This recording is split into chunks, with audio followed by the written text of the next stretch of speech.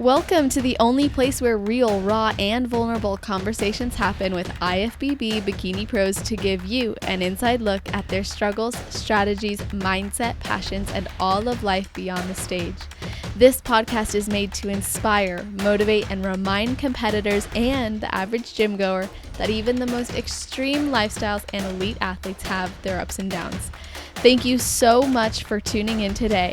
I'm your host, Celeste Rains-Turk, and now it's time for the Confessions of a Bikini Pro podcast.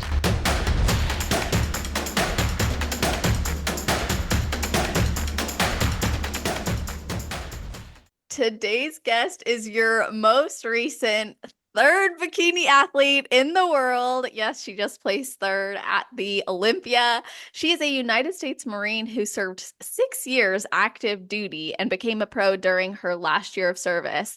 This athlete has competed as a pro since 2017 and has done 4 Olympias and an Arnold among the 27, if I counted that correctly, pro shows she's completed.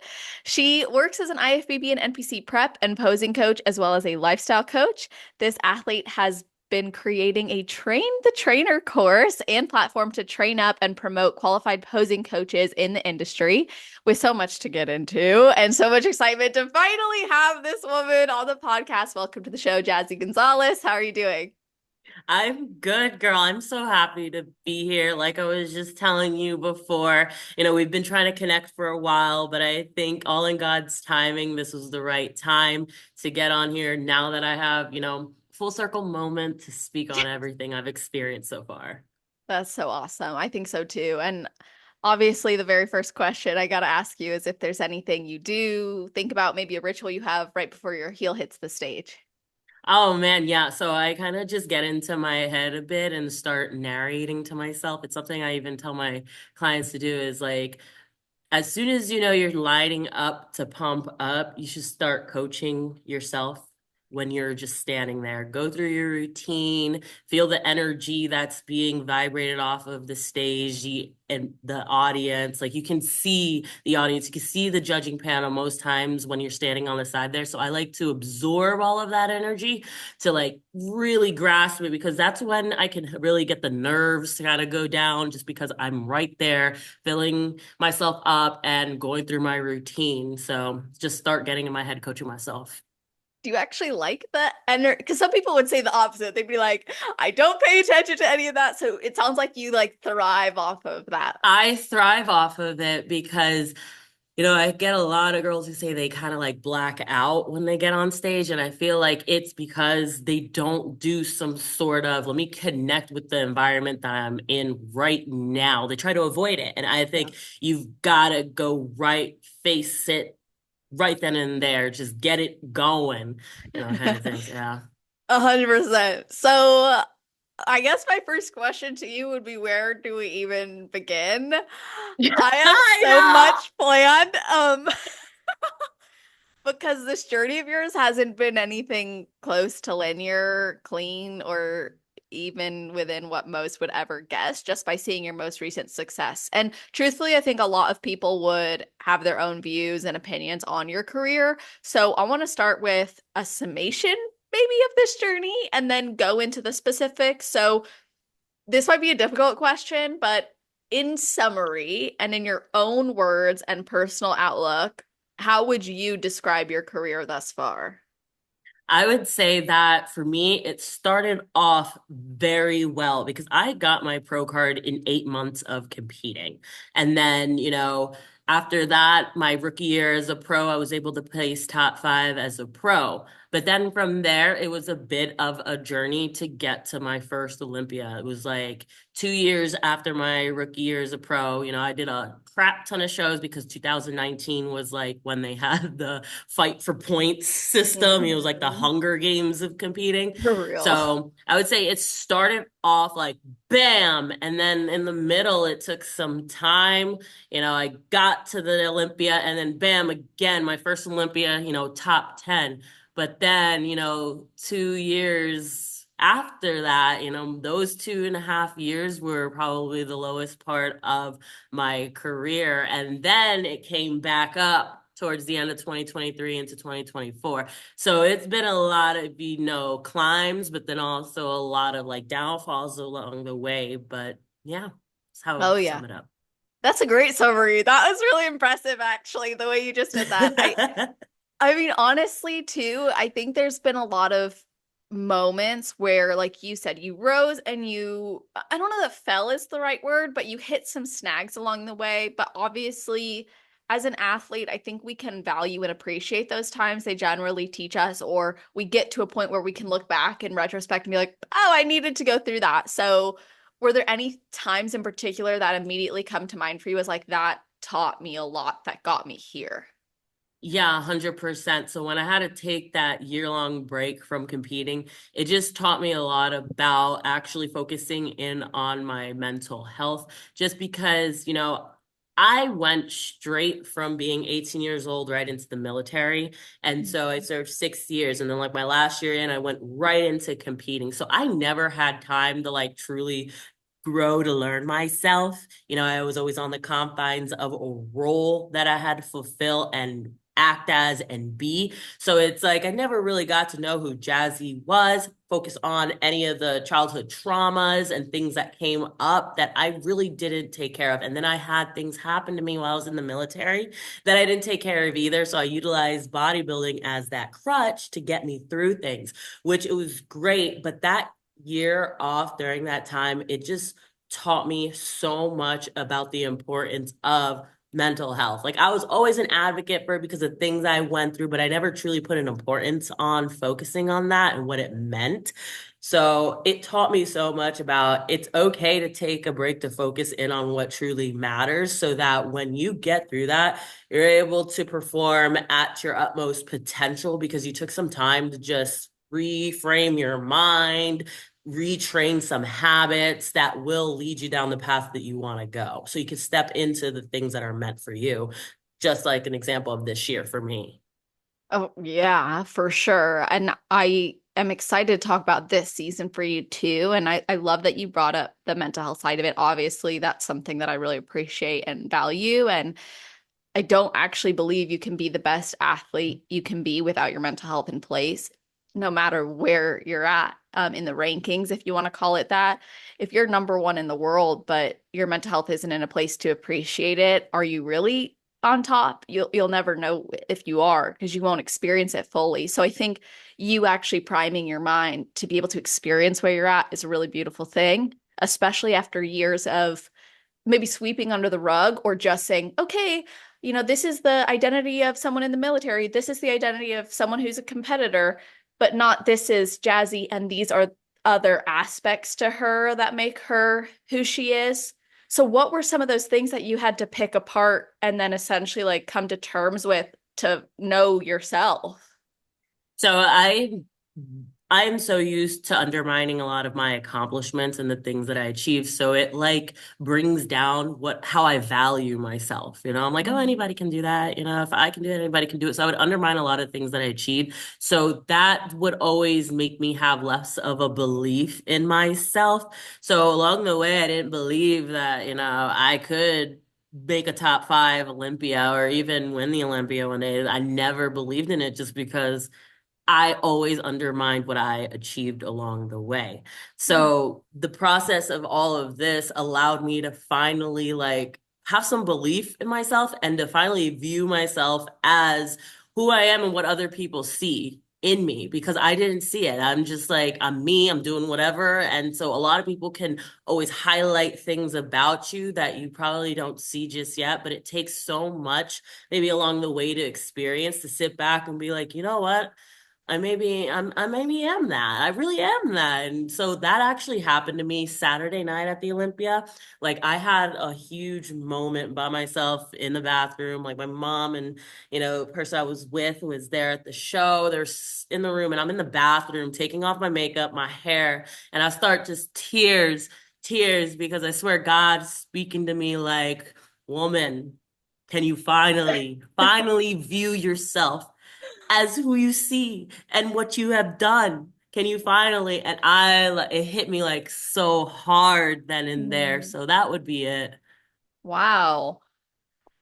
To have that moment, I'm getting chills actually, because to have that moment, like that has to be a God moment Oh, because you spent so much of your 100%. life telling yourself, no, you're not those things. And I don't know if you're open to talking about your childhood trauma, but I imagine overcoming that Hmm. likely played a role in how you viewed yourself later versus when you hadn't overcome it yet. Yeah, it definitely did because, so my childhood trauma really it stemmed with child sexual abuse. So I had dealt with that for 10 years of my life. So like that makes you value yourself in a certain way, see what Yeah. you're worth at the end of the day. This is where I stand. This is how I'm loved and this is what, I'm able to actually get out of love kind of thing. So it didn't give me so much of a sense of actually loving myself for me and what I can bring to the world. So like I had to really reframe a lot of things. And I thought I had, all the confidence, in what I did because I was an overachiever. But I recognized that me being an overachiever was really just trying to mask the fact that I really just felt lost in who I was and how I felt about myself because it was undermined by what was happening to me. Yeah. Wow. I mean, just the fact alone that you faced that is huge. I mean, that's not an easy feat at all to live with that and to have experienced that. But then looking at everything that you've done in spite of it, wow, like obviously you're a strong woman. You're also an example to other people who maybe they're listening to it and they know someone who's experienced that or they've experienced it. And it's like, you don't have to put limits on yourself because of that experience. Hell yeah, that's right. Hmm. And you had identified in your like pre-interview form too, like generational curses and it being important to you to break those. So what does that actually mean to you and how do you foresee Hmm. that in your future? So for me, it starts all with my mother and of course her mother. So my mother lived a very abusive childhood from her stepfather and her mother alike. So she was thrown out at the age of 13 into the streets of New York. So she's 13-year-old kid, no family no more, out in the hood of New York. She goes through a whole lot, has me at the age of 17. She had gotten, into a violent altercation, then she had my sister. There was a whole bunch that happened. And so she was a teen mom, single mother, and then also became over time a single mother of 6 kids. And it all stems from way that she was brought up and the life that she had lead. So she started the, change in the family curses and the generation traumas, but it was essentially up to me to continue it because there was only so much she was able to do without, having family support and being able to continue on that, having, 6 kids to raise. So for me, it was so important to just be able to at least the small milestones, graduate high school. Yeah. After high school, go do something different, which is, I joined the military. I also got accepted into a couple colleges with full ride scholarships. My goal is actually to become a physician assistant. Oh, But in wow. high school, out of nowhere, I was like, overachiever, getting straight A's, like 4 points up the GPA. So I was sick and tired of school at this point, Yeah. AP classes. And so I walked in the study room and I was like, military. So I was like, I'm going to do something, make something of myself because the immediate family or any of the extended family that I had just it didn't have anything to show for. There was nothing that we could say our family has these great achievements, wonderful stuff that we can all look back on and be inspired by. So I didn't have, except for of course my mother and her strength to be inspired by growing up. So I just wanted to be something, at least a pinnacle of hope and inspiration for my family by just doing what I did. Wow. Now, joining the military is a big difference from going to school to be a PA. So I get that you walked into the study room and you're like military, but I'm like, okay, you could I'm have made telling that you, same work. all my teachers, my AP teachers were pissed. They're like, you're ruining your life. I was sold so quick. I didn't have to really talk to nobody. So I talked to an army recruiter. So this is how it went. I walked in, I'm looking around the room, and there's like the brochures with the military. I saw the planes and all the random. I'm like, this looks school.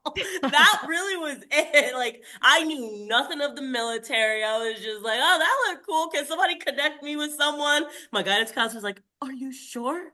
You know, because they know that I'm Yeah. applied for college and stuff. I'm like, yeah, let me talk to Army recruiter. I was like, they felt like a salesman. And I talked to the Marine recruiter, and he was like a homie. I was like, sign me up. I don't Yeah. care. Like, and I chose a job. It's called Chemical Biological Radiological Nuclear Defense Specialist, so for short CBRN. We run the gas chamber training, a bunch of different like things like that to help, against chemical attacks and things. So the way I chose that was, again, he showed me a book, and I literally am going based off pictures of why I That's a decided to do picture things. book. Literally, it was a picture book with the jobs, and I saw them in hazmat suits going through a tunnel, and I was like, "That I That don't one. care." I was like, "That looks cool. Sign me up."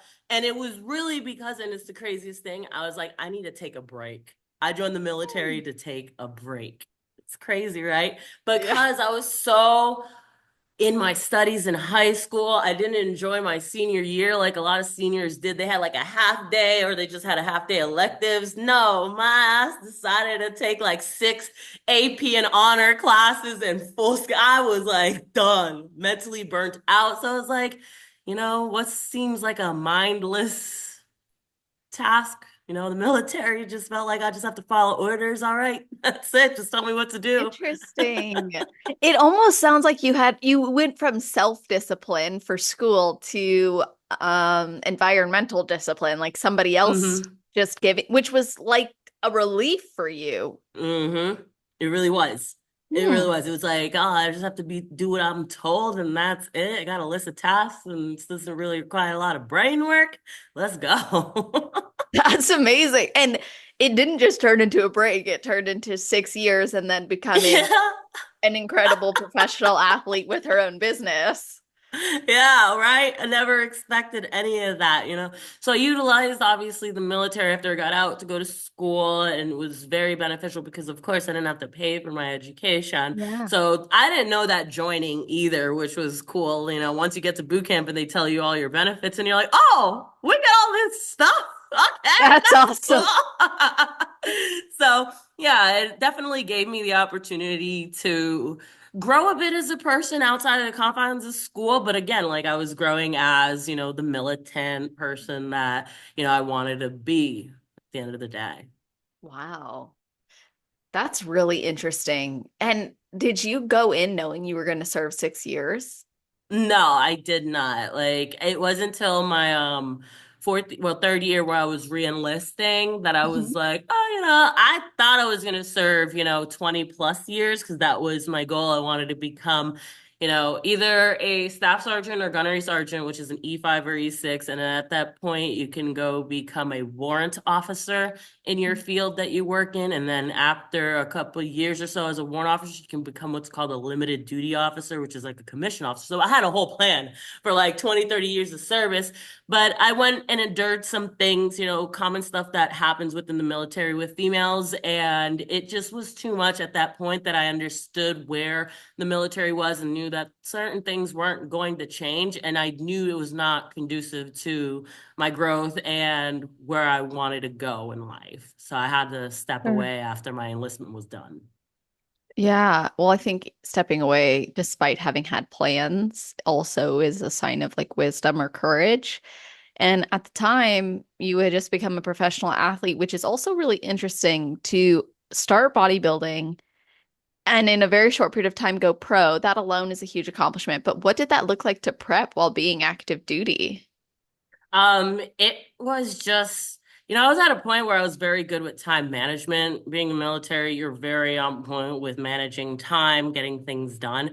So I just did whatever I needed to get shit done. If I had to be at the gym, because sometimes my job, I was working from like 4:30 in the morning till like 11 p.m. at night. So it was some days were very long days where in the between the middle of the day, I'll go to the gym, do what I need to do. If I had a break, or if, I got done at 11 p.m., I was just going to the gym getting things done. So it's like I just made it happen kind of thing. And what was nice is I had, some support from my my people who I worked with. So that helped as well, having a community of other Marines that were, into bodybuilding a bit, understood and also supported what I did. So it wasn't hard, but there are Marines and other people who deal with, pushback from their commands and makes it hard for them.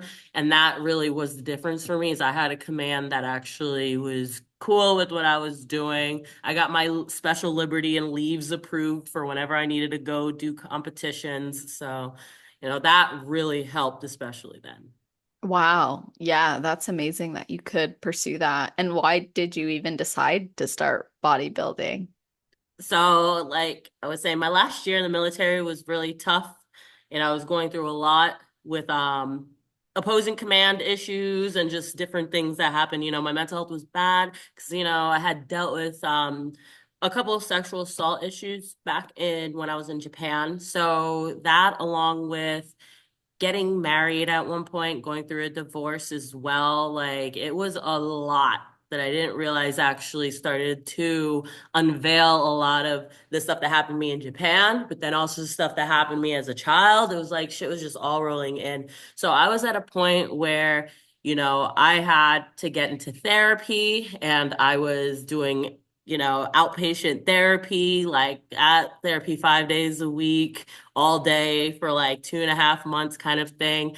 And in that time is when I decided the year before, I was like, I'm gonna get into lifestyle coach training because I left Japan. I had no friends no more. My friends were all over the place. And so I was like, I need to do something other than drinking and just partying because it's boring now. I'm 23 years old, like I'm done kind of thing. So I hired a lifestyle coach because I had seen a really good friend of mine who I was partying with Japan that got back to the States, once she left first, then I left next, and I seen she did a competition. And I was like, girl, what is that? You look so good. Like I remembered she used to train all the time back in Japan, but I didn't know how serious she was taking it. So I saw she looked good, and I was like, I just want to hire a coach, point me in the direction, whatever. So I did lifestyle training for a year. I was the worst lifestyle client. I lied to my coach every week about if I hit my macros or not because I don't understand it. I was like, macros? Yeah, I'm hitting those numbers, whatever those are. But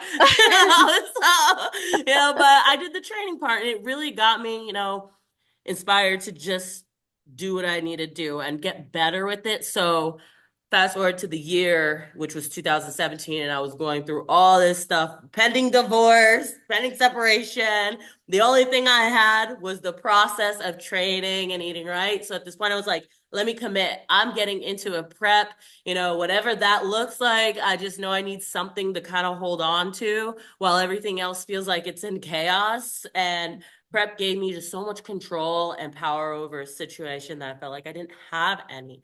So yeah, I go into my first prep, my first show I do March 2017, and I got sixth place. That's back when top five used to be, national qualifying. Yeah. And I was like, all I know is everybody's talking about top five, so I know I'm on maybe top five, but I got sixth. And I was like, damn, okay, let's do this again, kind of thing. And so that's when I hired a new coach that was a little more prep related. And I got second at the next show, which was just a few weeks later. And from there, Tim Gardner told my coach at the time she needs to go to nationals. And I was like, cool, whatever that means, we're going. And so, since it was in South Carolina where I was stationed, it was very easy to go to. So, Junior USA's do my first national show, and I got fourth. And at this point, I'm like, okay, let's just keep going. And so I go and do junior nats a few weeks later, got third. And so at this point, my coach finally makes me realize like there's really levels to this shit. Cause I didn't know there was a pro league. I didn't know what the Olympia was. None of that. Cause I was so far removed from actual Yeah. bodybuilding because I was still active duty. I wasn't on social media active during that time. I had maybe like 100 followers or people I was following on Instagram.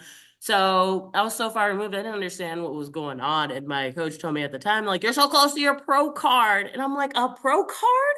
What's that? They're like, a pro level. You're gonna go to pros. I was like, okay. So from there, I was like, this coach is a little weird. So I went and got a new coach. And at that point, that was in like June, July. And so 3, 4 months later, with that coach, I won my pro card. So from there, still didn't know, like after that, there was like the Olympian stuff till I did my pro debut kind of thing, which was the next year at Pittsburgh Pro. So yeah. Just any old pro debut as a Pittsburgh Yeah. Pro. No biggie. That was the funniest thing because I got third call outs, the center of third call outs, and I'm the freaking crazy one leaving the stage screaming, happy as fuck. Like, I was like, oh my God, I got center of third call outs, bitches, yes. And they're looking at me like, okay, you got center Go of third off. call outs. Like, what? Okay, cool. Like, you're not doing good. I'm like, but I thought I did good. That's my pro debut, Yeah. kind of thing. But yeah, that was 2018 Wow. May for Bits Pro. But yeah.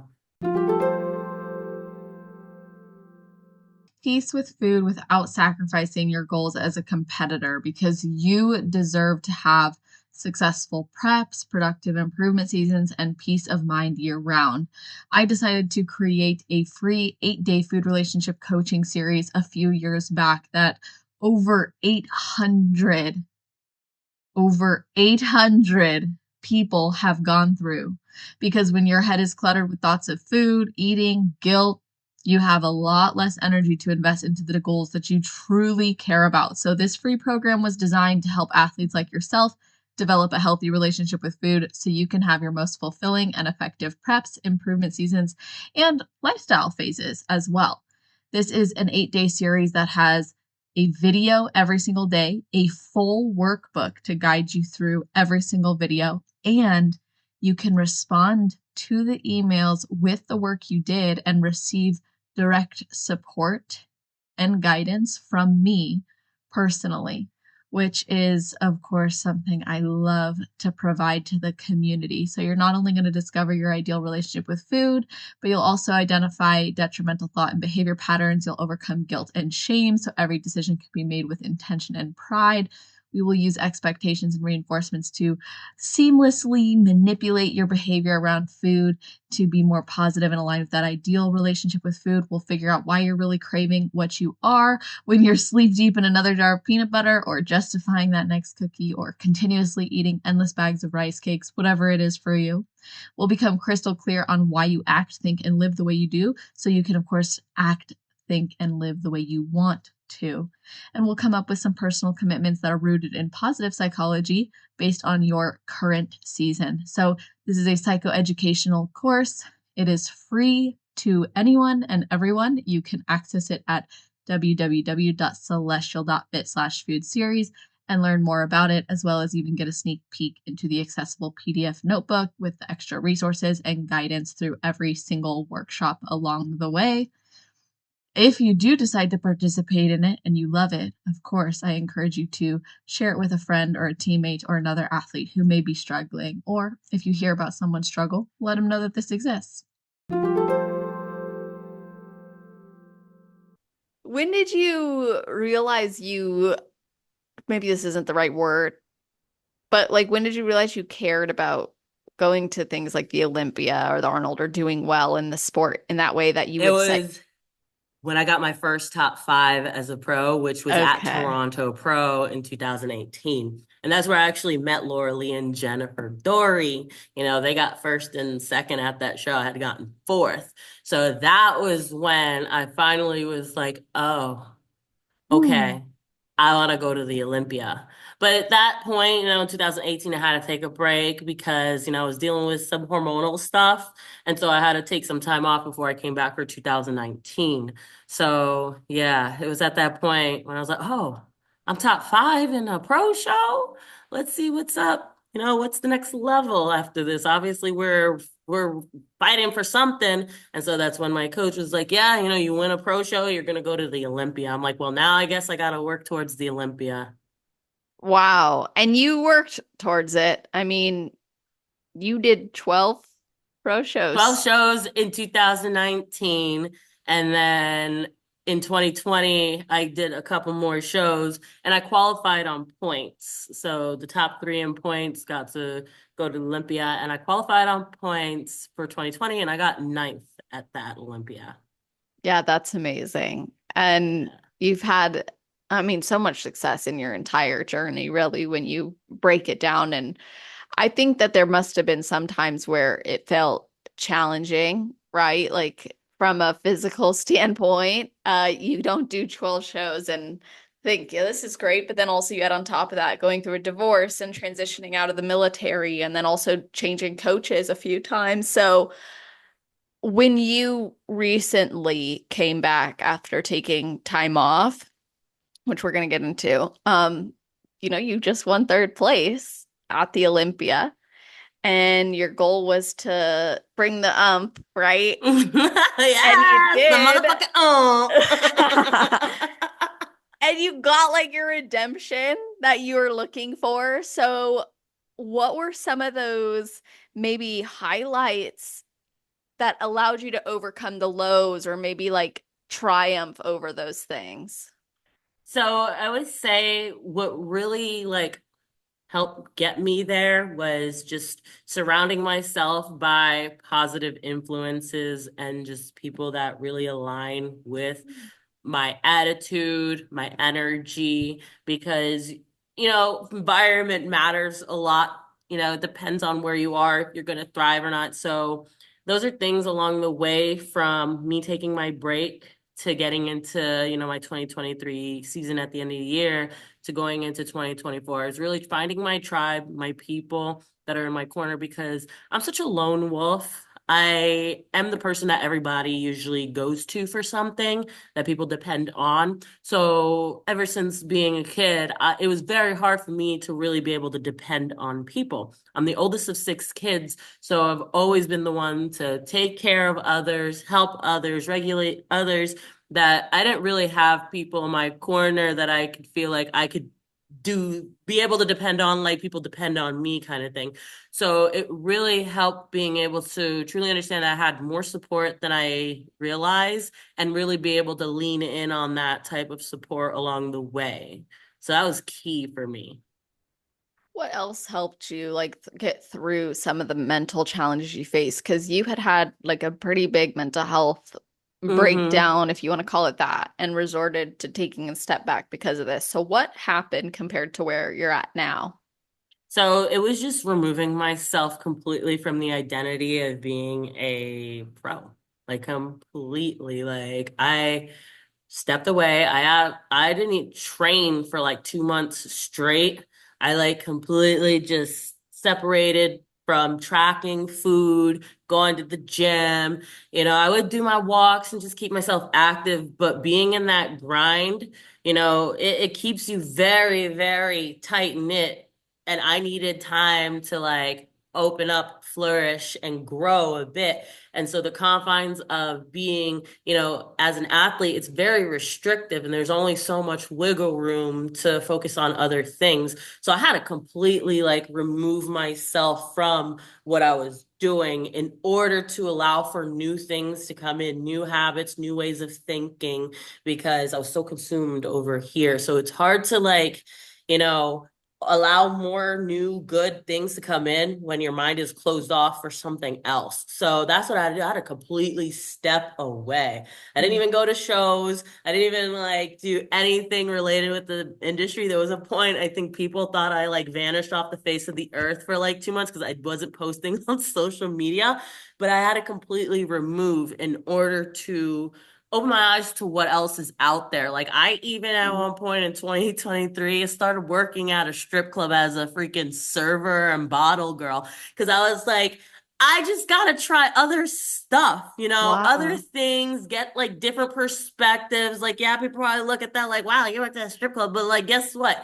I grew so much confidence in myself working in that environment because it challenged me. It challenged me to speak up more, be more stern in my boundaries, because duh, you're in a strip club. So what Yeah. better place to practice setting your boundaries and speaking up to grow a little more power and confidence for yourself versus me trying to grow confidence and power through an identity as a pro or an identity as a competitor, because in there I'm myself, I'm me, and I have to grow confidence for me and myself to be able to speak up kind of thing, not hide behind, oh, I'm a pro, so I've got this power, I've got this control. Mhm. I'm just me in that environment. So I had to really grow that. And so that's what allowed me to kind of like rebuild and reform myself. Wow. That's really interesting, actually. You completely disconnected in order to connect with yourself, and then you came back. Did you know you were going to come Mhm. back? Yeah, so Okay. even like when I was like working at the strip club, there were points where like, because I wasn't drinking much, had a couple shots here and there, but I was always in my head knew I'm gonna get back. Like, and so it has to be in the back of my head not to go too off wind. Like, I still have, because I'm working as a posing coach, so I'm still connected in a way. But like, I just knew that I needed to keep a little bit of understanding. I'm gonna be back at some point. I didn't know when. Like again, I still wasn't training much at that time. I was like probably training 1 to 2 times a week, intuitively eating, but then again, not eating much, like probably 2, 3 meals a day, not much protein. I did lose muscle, but I always knew in the back of my head, I'm gonna come back. And when I'm coming back, I know that I'm gonna reconnect the right way. I'm gonna give myself my time to get back into the process. I'm not just gonna kind of think that I'm gonna jump back in and it'll be all hunky dory. I just knew that when the time is right, I'll be giving myself the time I need to rebuild, do whatever I need. So it was Hmm. there. Do you look back and wish you had known yourself prior to competing, or do you feel like because you got into competing, it revealed how little you knew yourself? No, I would not go back and change a thing because I think it all needed to happen the way it happened.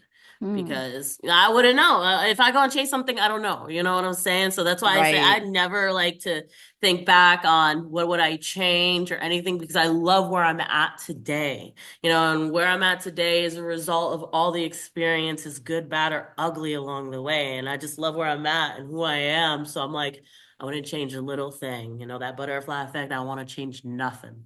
Right. Absolutely. I get that totally. Like no regrets, just continue to Yeah. go forward. Uh-huh. Now, is there anything you do wish you knew when you started that maybe you tell your clients or like you think is really Yeah. important? That I tell everyone who guides you along the way is very important. So be like, it's like, I wish I was a little more selective on who I surrounded myself with, who I chose as like coaches, did a little more like research or just understood like what it was. So I wouldn't have maybe dealt with some bumps along the way kind of thing.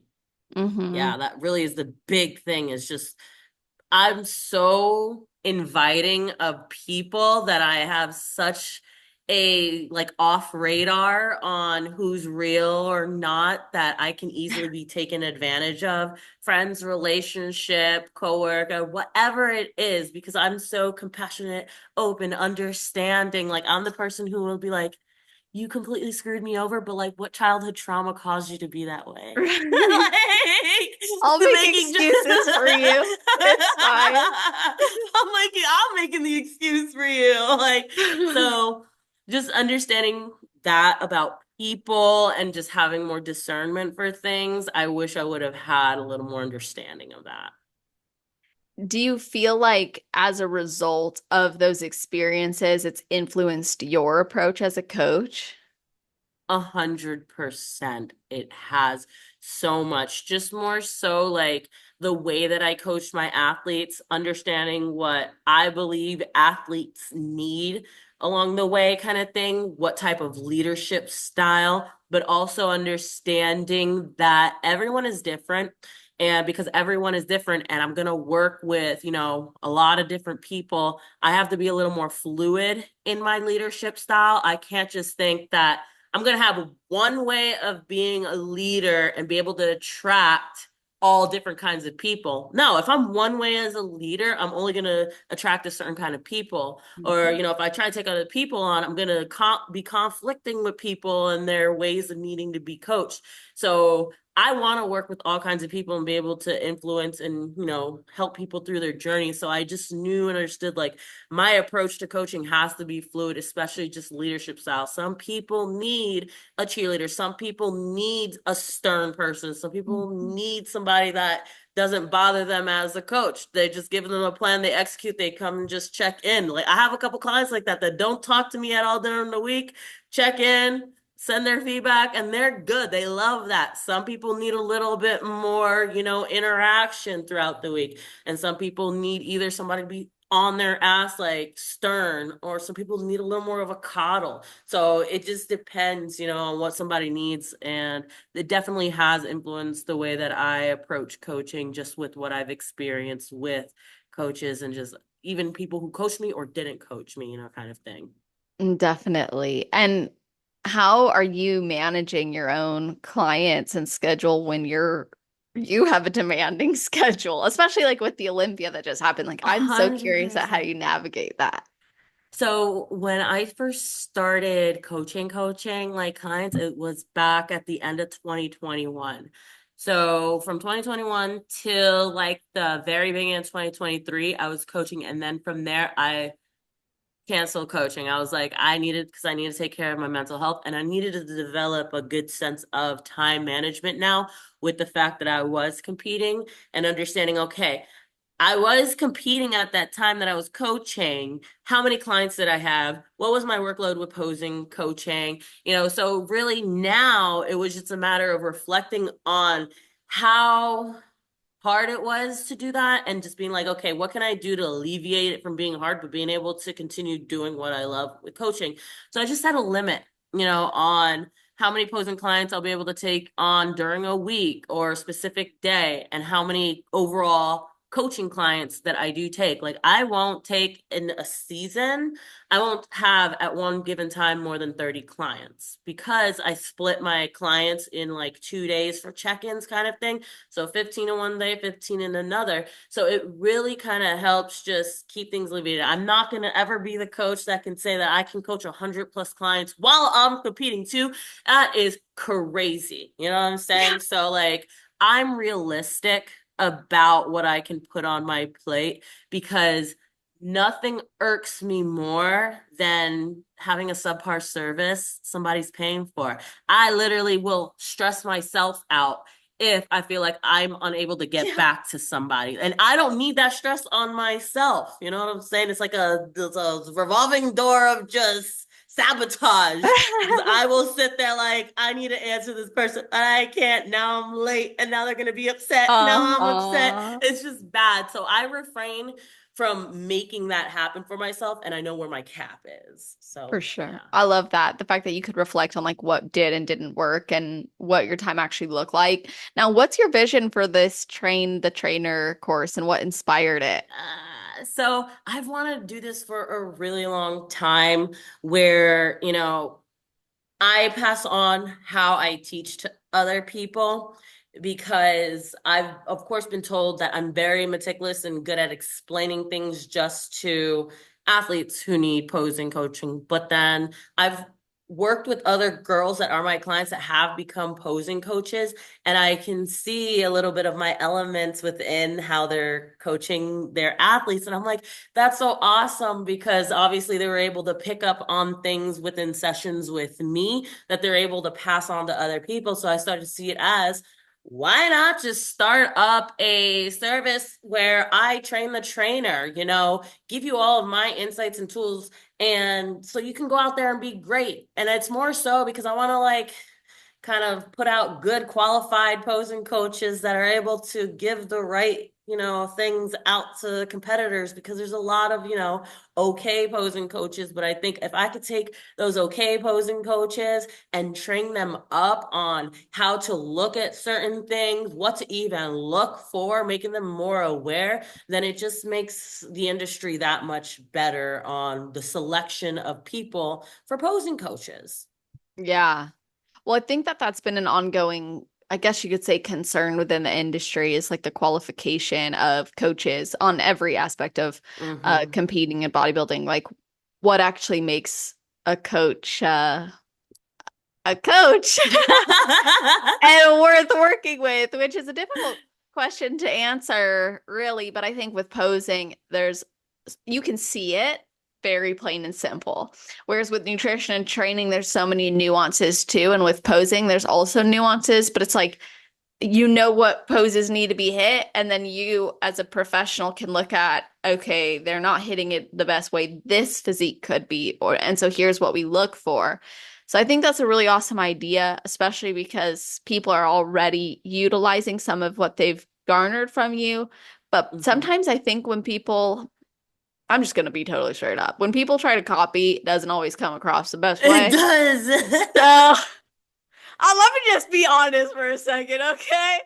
It's happened to me, and I'm just like, all right, but do you know why we did that? Because I don't think Yeah. you know why we did that.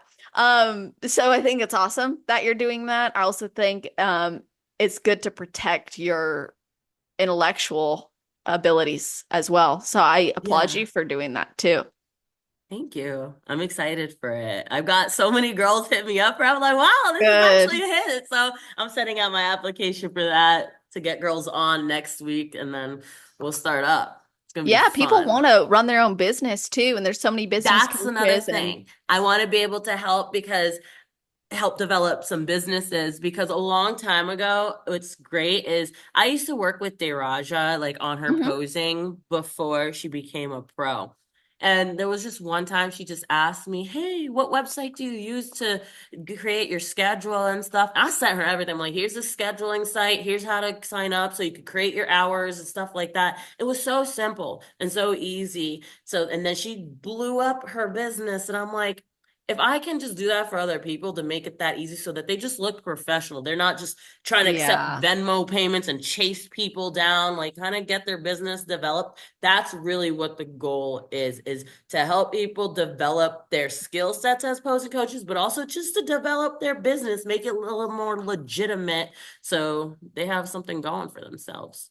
Well, and Mm-hmm. that protects athletes too, because if Mm-hmm. you're, I've heard so many horror stories of athletes like paying posing coaches, not getting the service, not having them show up on time because maybe time zone or this. And it's like, okay, at some point, like, is there an excuse for that when there's a bunch of qualified posing coaches who also have that together? So it'd be terrible if someone's a qualified posing coach, but they don't have the business side of it nailed. So to be able Mm-hmm. to support someone like you did with Day Raja, that would be, beneficial.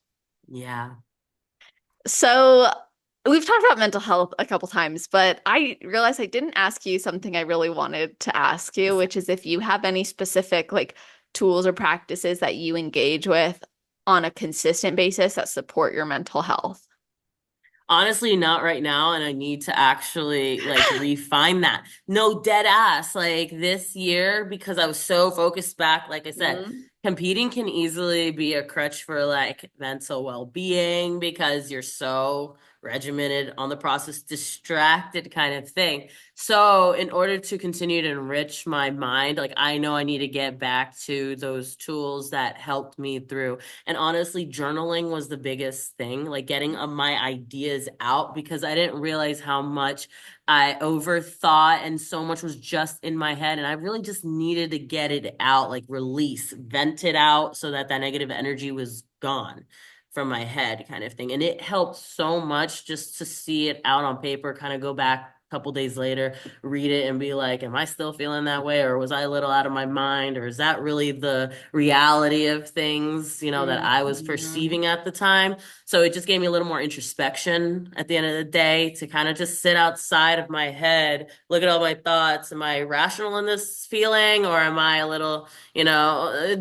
overreacting kind of thing? So it really helped me make sense of my feelings the more that I just wrote things out so I could see it in black and white versus just letting those thoughts ruminate. And it's a fleeting thought, but it comes back and it's like I have no control of where that thought went. Now it's sitting in the back of my head versus like put it out on paper, look at it, read it like throw that shit away, cross that shit out, or we need to work on this piece right here, and just keep that at the forefront of my mind because it's important. So Yeah. that helped the most. And I need to get back to that. I actually bought a journal again. And so Yeah. I'm like, let's start using it, Jazz. Yeah. It's over there, like in the grocery store bag still. You're like, Yes, with the receipt still next to it. you're like, I don't have a pen though, so I No, can't. that's the worst. I bought a box of pens. It's also Oh no, it's something I man. need to get back to, and more so more than ever because like I'm gonna be straight up on here. Like my post Olympia experience was honestly not the best. Like I broke up with my boyfriend, unfortunately, just differing, you know, behaviors and things like that just didn't agree. And I left the coaching team I was working with, just because of Mm. certain things that came out that were just not, you know, it was conflicting, with the association affiliation kind of thing. So I just had so much all at once. Literally Monday, breaking up with my boyfriend, and then Tuesday leaving my, coaching team, so much that I didn't get to celebrate really my Olympia win as much as like it was great. It was like Whoa. overshadowed by so much change all at once right after the show. And so like I really need to get back to my, mental health like practices because it's so much. I'm now at the point where I can finally settle and like think about things. But after Olympia, it was so much of a rush of like trying to discern like what am I feeling? I'm feeling good stuff and I'm feeling bad stuff. And I'm like, I have Mhm. no idea what's going on. It did put me in a state of freeze for like a week right after the Olympia. And I was Yeah. like, at that point, I know, and that's why I got the journal, because I knew I needed to get things back out on paper because so much has been rolling in my head. Good things, great ideas, but then trying to process what happened. I'm like, my mind is scattered, and I know what happens when I get to this scattered point. I need to get back to that. Wow. I see, I didn't know you had gone through all of that. And I don't know if I missed an update, but I'm like, I can't imagine what that must have been like. So you came off the stage, you got third, you're on this high. Tyler Mannion Yeah. saying it was the best he's ever seen. And I mean, you obviously did something great. You produced an awesome package, but then there's that there's life Yeah, outside of like. competing, like, oh yeah. Also, there's shoot, I'm not just an athlete. Like, step off stage and you're like, yeah, so Yeah. this was a problem, this was a problem, and now I have to solve. It was the worst. You literally got off stage, you're like, you're cut. You're No, dead ass. It just all happened so fast because it happened. The breakup happened like I landed in Oklahoma. Like it was Sunday night going into Monday. It was like 2 a.m. And then something crazy happened that pushed me to have to like separate from him. And then Monday morning, my mom is picking me up to leave. And then he's leaving too. And it was just such a crazy time. Mhm. And like I said, I'm landing in the plane and I'm like going through some shit. I couldn't even enjoy what happened. That's wild. And then it So kind of, and I don't know, it kind of feels like the moment is stolen from you, I guess, in a it way. I don't did. know.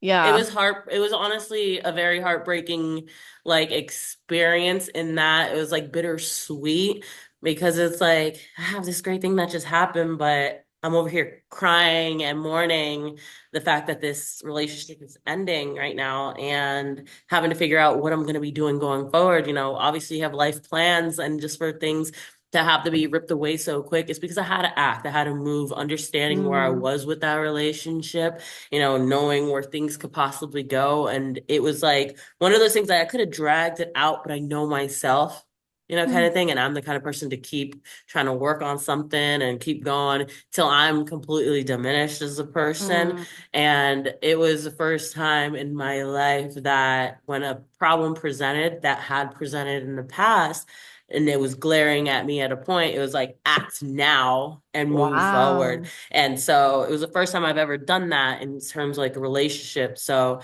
it was just, yeah, that whole moment. It was great. I was able to enjoy like the stage time. I'm happy I got to enjoy the whole thing on stage and that experience because I can hold on to those feelings. But it was definitely a little hard post show going through the weeks following up. But this is the first time I'm speaking on it. I haven't really shared this Mm. publicly either. Nobody knows that I didn't celebrate post show and have Yeah. fun. Oh my gosh, like you need to. Do you know what I mean? Like it doesn't matter if we're late, like you need to have a I know, I celebration. know, I know. I'm gonna You got actually be freaking flying to third see in some the friends. world. I That's know. wild. Like what? You I are know. that's amazing. And I I'm so happy for you. I know there's other people who were celebrating on your behalf, but I hope you get a moment to breathe and when you're journaling or you kind of go through the next few months, you're like, I freaking did Yeah, it. yeah, uh-huh. It's gonna happen. Like I keep telling people, I'm like, it's still hitting me that it happened. And I guess I didn't Yeah, have that time right after to process it because I had to take care of other stuff. of course. But it's slowly hitting me. And like you said, once I get to sit down, those are things I want to write out, is just all the good feelings and all the stuff that happened in that experience. So I can, relive it and just feel proud of myself for it. Because I am proud of myself, but it's like a surface level kind of proud because I didn't get to fully Hmm. embrace what happened. Totally. Yeah, I get that actually. And it's difficult when you're going through personal challenges to then experience like the celebratory sides of life too. However, the fact that you identified a potential or a actual problem that could have led to potentially bigger problems, whereas in the past you wouldn't have, is like also a huge win It and sign is. It of showed me growth. I grown. Yeah. I was like, You're growth. like, I'm not making excuses this time. No, I'm like I can't. Nope. And that was a huge thing. And I gave myself props for that because it just that I swear that whole moment, Olympia, then that with the relationship and then that with the coaching job Yeah. experience, like it was all of life the last 7 years for me, all the lessons I learned, that revelation with Mm. God Saturday night, come Mhm. Sunday, it was the test. All right, everything you've learned over the 7 years, two major things are presented to you. How are you going to act? I swear God was like, what you going to do? Oh, Oh, he's funny like that. He is. yes. So, we don't have to go into the major details, but like, how has the approach you've taken in your journey evolved over the years? And what do you do now that you have discontinued who you're working with? So the approach now, honestly, compared to like what I've done in the past, it's just more so coming from a source that has a leadership style that connects and speaks with me to my athlete soul. Mm. That is something that I've started speaking on, the whole leadership style. It's matters so much. In the past, of course, I had my coach who turned me pro till, my first Olympia.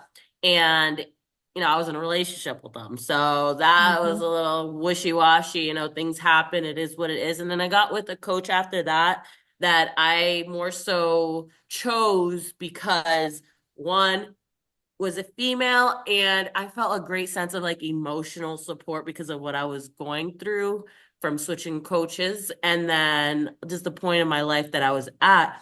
And also, of course, they had a bunch of big names. And so instead of truly like aligning with leadership style that works best for me, I got with a coach that it wasn't 100% in alignment that Hmm. worked. And all props and respect to, my previous coaches who have gotten me to where I have. However, I realized the leadership style wasn't best for me. Comparing before and now, what I need now is someone who's very direct, straightforward, and just to the point and strategizes well, understanding what like an athlete needs to succeed in the industry now. And that's Hmm. exactly like what my coach does for me now. Very sparing with compliments because as an elite top athlete, it's the tiny details that set you apart. So, like, I need a coach who's going to see those details and highlight what needs to continue to be fixed and not give me compliments each week to keep me hyped. Because at that point, it's like I'm disciplined enough to hype myself, to Mhm. keep my shit going. I have my friends, I got my family, they're going to cheer me on. But I need at least one person in my corner who's so objective, there's no subjective nature, like, you tell me I look good when I truly look good. I Yeah. don't need you to tell me that shit every week because your mind is going to get conditioned to hearing you look good, you look good. So when you actually look good or if you look bad, like, how do you really know how good do I look? Because I've been told every week that I look good. And that Right. works for some people. But for me, I recognize I am so like mission objective oriented and it probably comes from being in the military. It's like, what's my objective? There's no room to be subjective about the objective. What's the objective? Give me objective points. Objective points. Yes. And that is what caused me to really propel forward. Of course, taking the time off and all that stuff, but mine and Cash's connection, it just flows very well. The way he can speak to me and he understands whenever I do need a mental pickup. So, like for my show in November that I did my first show with him, he knew exactly when to speak life into me because peak week, I felt like my period was coming and I'm sitting in a tub, like bathing to get some water off. And I go and I'm like, I feel like I'm watery, I'm floating, all this shit. And he goes to send me some pics. So I was like, okay. So I like send him some pics and he's like, Jazz, you are shredded. Leave it alone. Let it go. I'm like, all right. And I needed That's that, awesome. him to say you look great, you're on point, and he knew when I needed that, not in my check-ins every week telling me I Mhm. look great, because then that gave me that, oh, he really means it kind of thing. Mm. So the way he spoke with me, very clear cut check-ins kind of thing, that's what approach that I've needed all this time in order to get to where I've gotten to. Yeah. Well, and I think it took you going through those other experiences to learn like what you really needed Yeah.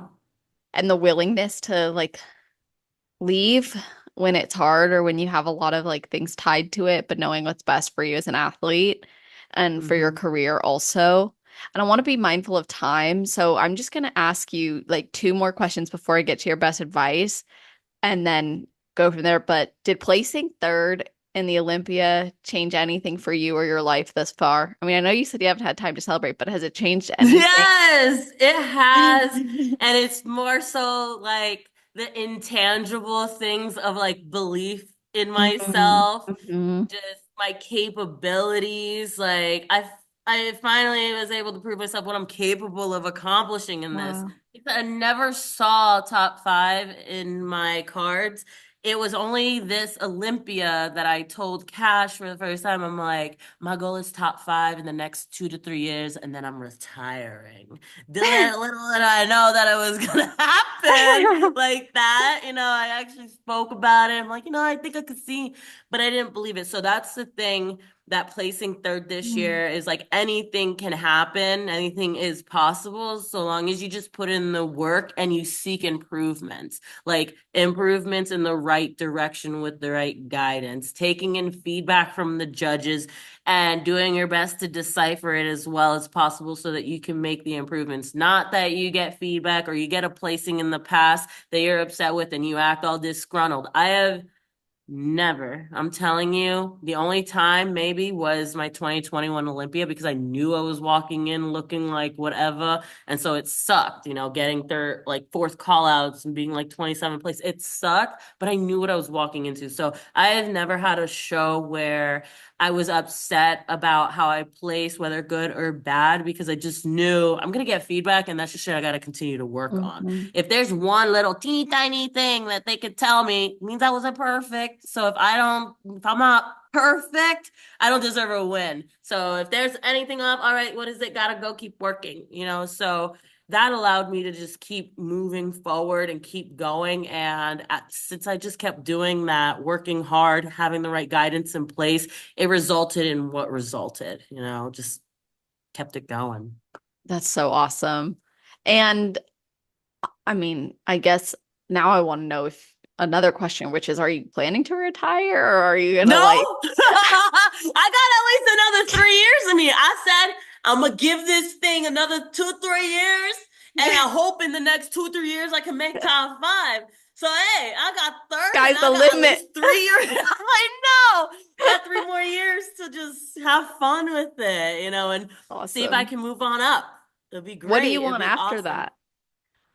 Girl, like I said, I'm still processing this. I guess, at this point is I want to now honestly travel and compete overseas more. Hmm. I think that's now what I want to do. Like, I guess after Awesome. getting this, it just like piqued my interest more. I've wanted to compete overseas, but I haven't really because I was like, I need to feel like I need to dominate in America first in some way before Hmm. I feel like I'm gonna go and throw $2,000 on a flight to go out Right. and compete. Exactly, though. So it's like that's more so what I'm gonna do. I'm like, of course, now the next goal would be to win the Olympia. That is the next goal overall. However, do I expect it, going into next year, the year after?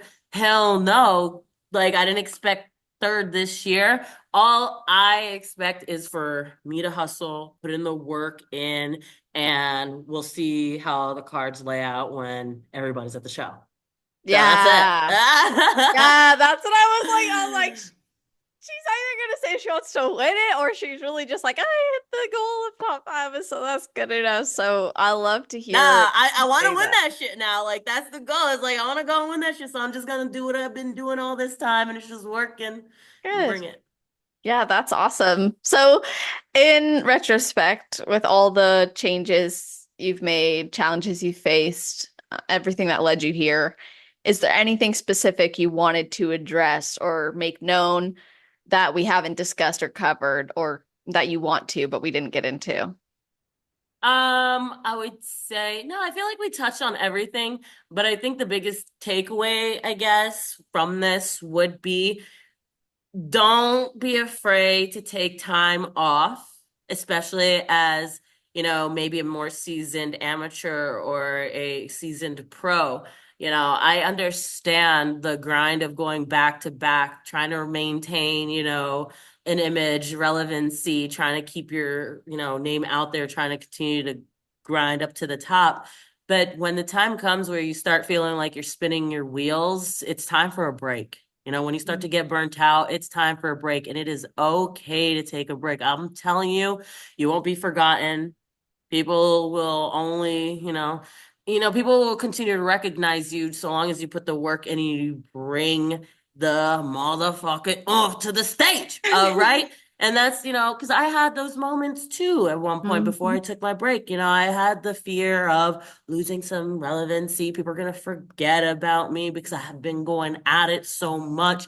Take a full year off. I feel like I'm going to I'm gonna be trailing back while everybody's going forward. There's new people coming, oh my God, I'm only getting older kind of thing. Mm. But if there's anything you can take away from this is that it is okay. And I highly encourage taking time to work on your mental health, getting a body reset, whatever you need in order to fill your spirit back up for what you're doing. Dang, I mean that sounds like your best advice, but if It is. yeah, That okay. is 100%. That is my best advice. Like, man, if there's anything I proved is that you could be at the lowest low in your life and you can rise to the motherfucking top so long as you work on your shit and then you come back and you just grind as the person you always knew you were. You always grind, but sometimes we go through low times that take us away from that spirit, that passion, that drive that we had that put us to where we were in the first place. When you lose that shit, just go back, re-energize, refresh, and then you come back, boom. All those lessons learned, boom. Eyes wide open, ready to dominate. That's what you did. That's what you're doing.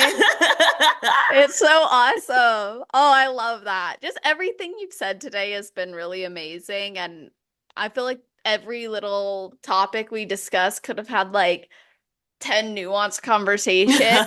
Um, so thank you for your time and for doing this with me. I want people to be able to connect with you, follow your journey, but also work with you as a coach or in your Train the Trainers course as well. So how can people find you? So you can find me on Instagram at jazzyfresh.ifbbpro. My links are in my bio for my schedule to my posing and also my application for coaching, whether you are a competition prep client or a lifestyle client. I do want to highlight that I love working with amateurs new to competing. That is the cream of the crop that I want to work with because I really want to, inspire and instill all the things that I've learned along the way in someone who's new to this and needs a guide to the direction that's going to foster, growth. Love that. And we'll put that in the show notes page. You guys, that's always on celestial.fit/podcast. Not only will you find all of her links and ways to connect with us, but you're also going to find a full breakdown of the episode, like a back of the book summary. You're going to see a bulleted list of topics we covered and episode timestamps so you can go back and listen to your favorite parts or share it with your friends, your teammates, your family, let them know what resonated. Obviously, it means so much to me and the athletes when you screenshot and let us know that you were listening or post a little boomerang of you walking and the podcast going. It's so awesome to see that. So let us know your thoughts when you get the chance to listen. Of course, if you have any athletes you want to hear on the podcast, let me know. Reach out. Also, I've probably reached out to them. So chime into their ears too that you want to hear them on because that helps me out as well so I can keep producing episodes every week. Thank you all for listening, and I hope that you all have an amazing rest of your day, night, or morning, wherever you are in the world or you're listening to this episode. Just make it awesome.